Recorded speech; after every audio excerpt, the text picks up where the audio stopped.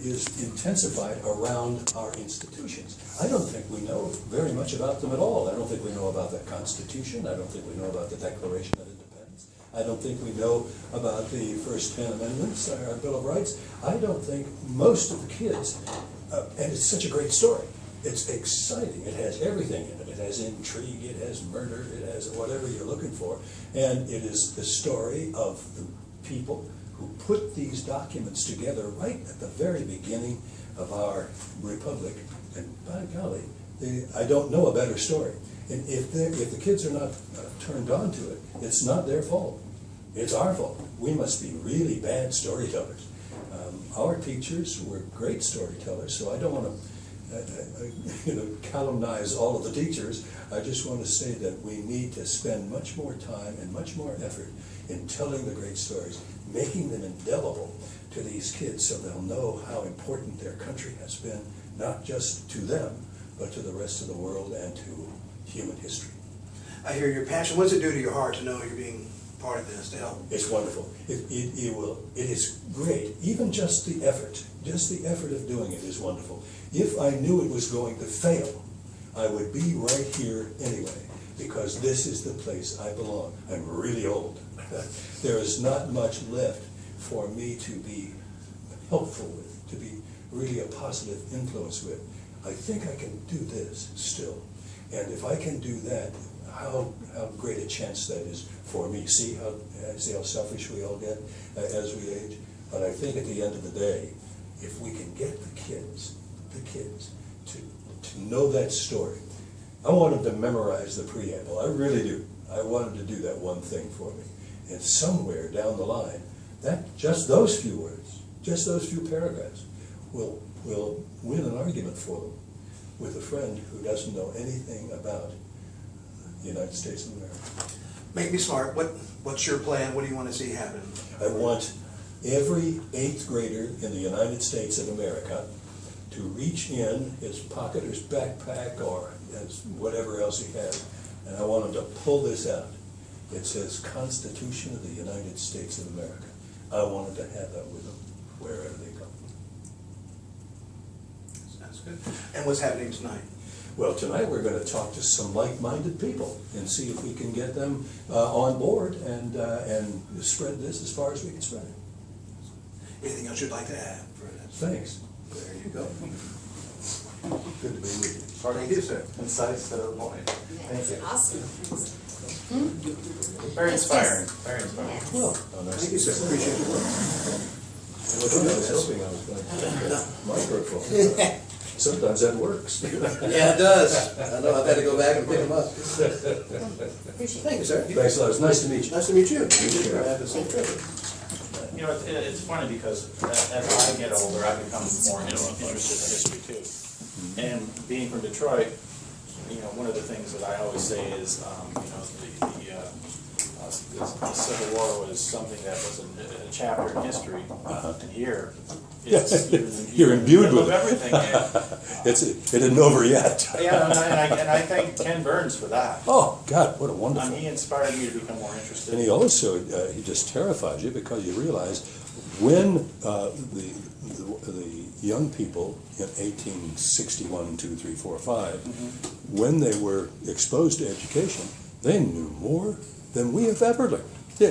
You listen to them quoting chapter and verse in history, going back all the way to Roman times and the Greeks and all this. They were so bloody smart and educated when they were exposed to education. It was amazing. All those letters, good Lord.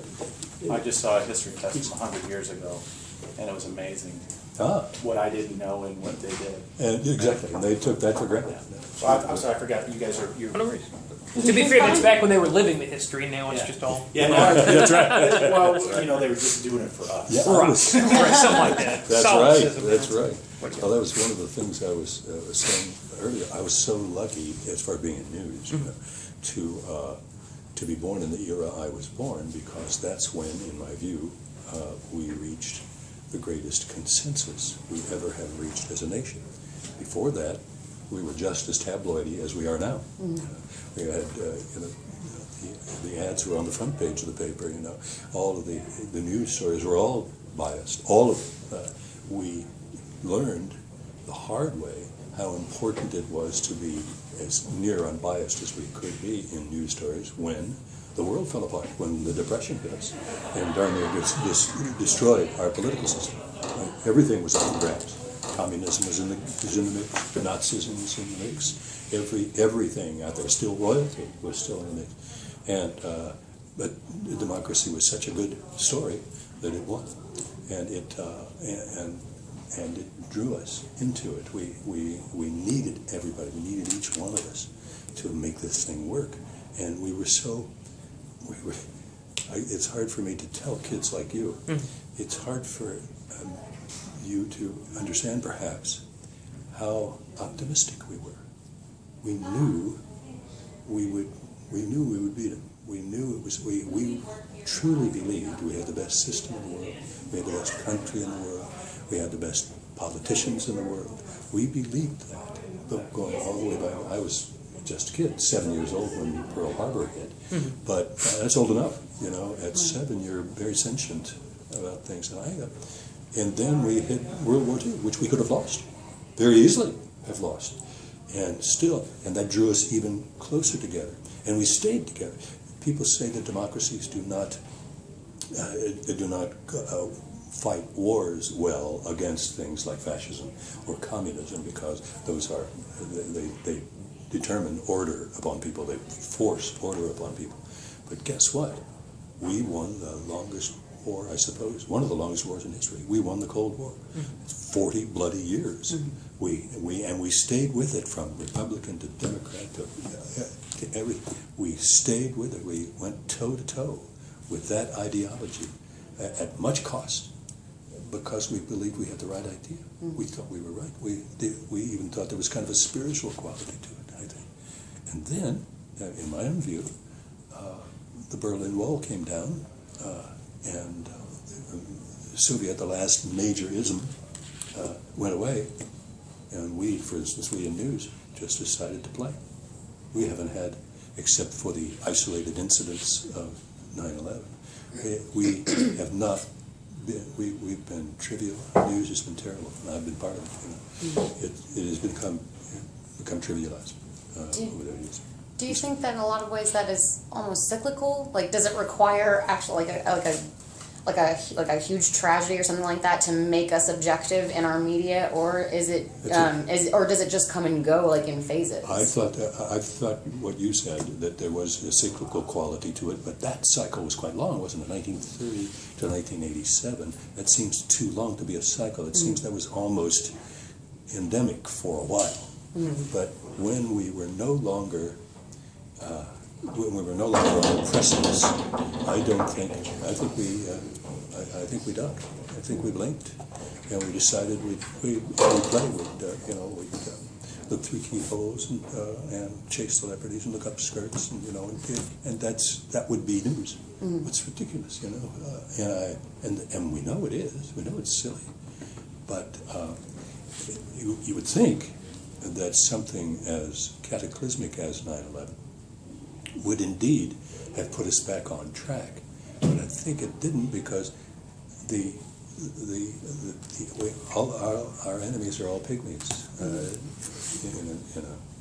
Not in an African American sense. I'm talking about in mental sense.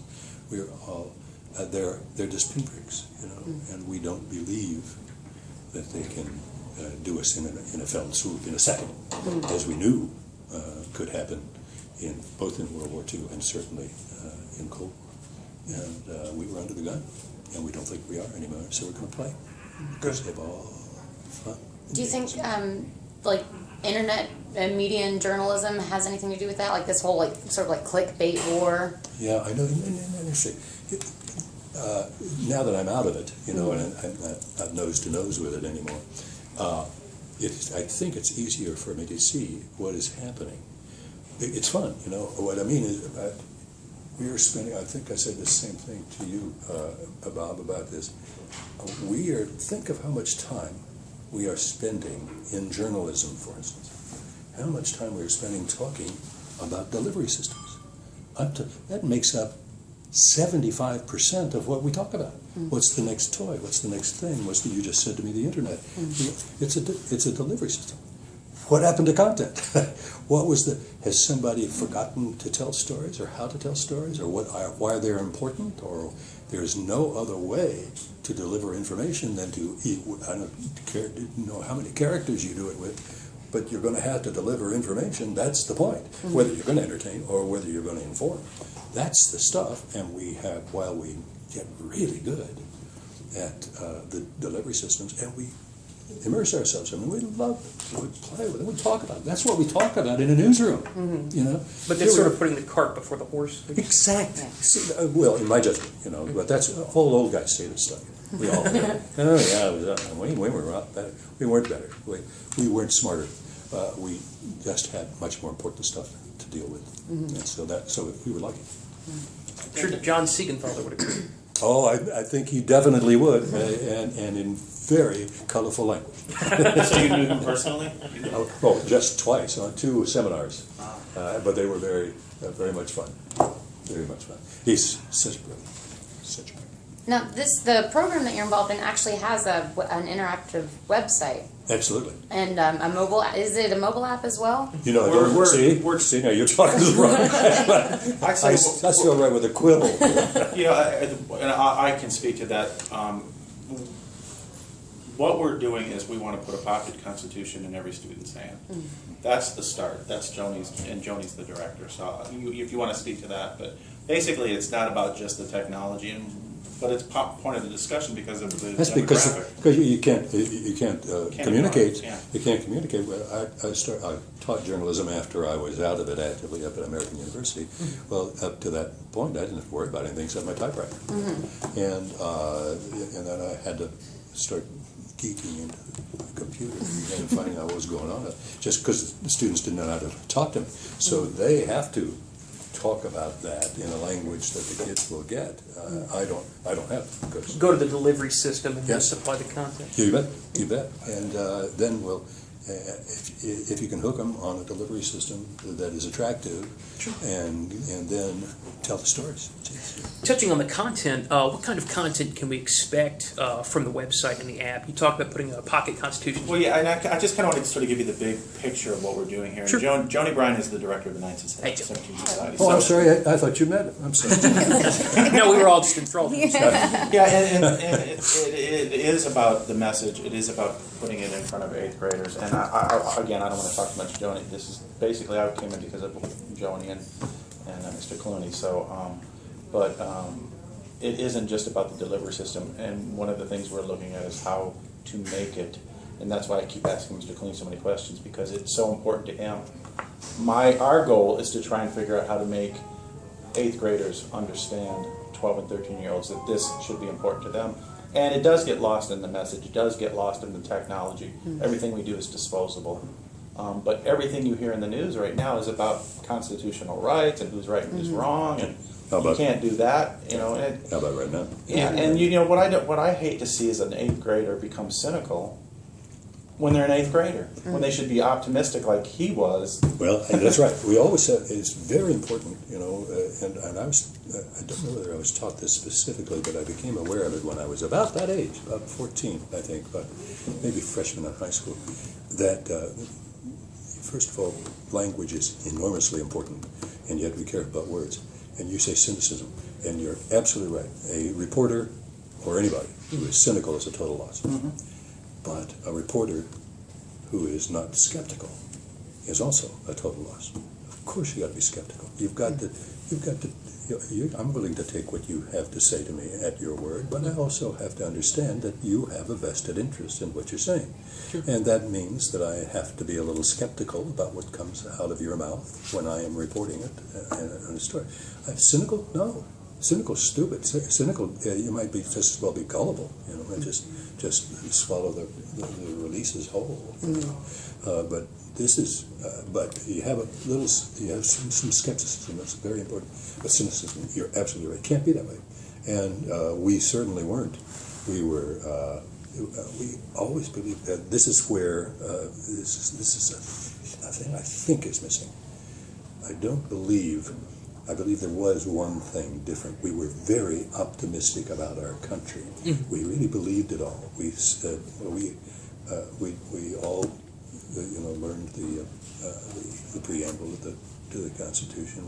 We swallowed it whole, and we'd pull it out every now and then. Now, what is it? Secure to what? We the people, and there would which ones were delineated in the preamble of the Constitution. Well, it pretty much covers it. Just a couple of paragraphs, and it does it pretty well if you can remember just that. And I believe that helped us. I know teaching has gone so far away from memorizing, and I understand that, but still. Funny thing here, I'm 80 years old now, and when I look back on my education, flimsy as it was, the things I remember are the things I memorized. Isn't that odd? And they're very useful. They're fun to have remembered. They must have attracted me in one way or another, or they wouldn't have stuck up there that long, And the preamble was one of the first. And Jesus, and all of a sudden you can think how, and think how lucky I was here. Get a load of this. I was 7 years old, and I was listening to a radio program called Cavalcade of America, and they were doing, on the 9th of February, they were doing Abraham Lincoln's day, his birthday. And they had a great actor back then called Raymond Massey, and he looked like Lincoln, he had a very bony face, and he had a voice that went like this, unlike Lincoln. Lincoln's voice was up here. And he did at the end of the thing, he did the Gettysburg Address. Well, they had with them, as a surprise guest at the end, they had a 90-year-old man, and he had been a drummer boy on the 22nd of November in Gettysburg. When the speech was delivered, he was 10 feet away from Abraham Lincoln, And so he was sharp as a tack. He was really smart. And Massey, it was kind of an ad-lib conversation at the end of the show. And they said to Massey, made a terrible mistake of asking him a question because the old guy is going to tell you the truth. And so he said, I did the Gettysburg Address, and you're the only person that we know of in the country who was there. How did I do? Should never ask him. And the old man was gentle. He said, but then he said something that I have remembered ever since, and I've been honored to deliver that same address, which I also memorized maybe 50 times in my life, various functions. But he said, Mr. Massey, you were fine. You just made the same mistake that everybody always makes when they make that speech. What was that? Well, you said, and that government of the people, by the people, for the people, shall not perish from the earth. He said, that isn't what Mr. Lincoln said. Mr. Lincoln said, and that government of the people, by the people, for the people, shall not perish from the earth. That's a whole different speech. Inflection is everything. So I've been able to, the reason I've started that story is to tell you that in February of this year, I was, my son and I, and other people who were involved with a motion picture called Monuments Men. We were invited, because of the content of that, to go to the White House and to have dinner with the President and Mrs. I was going to say Mrs. Lincoln.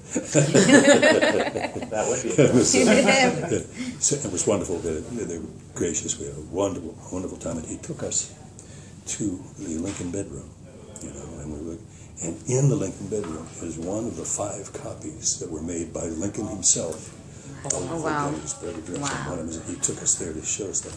And it got quiet for a moment.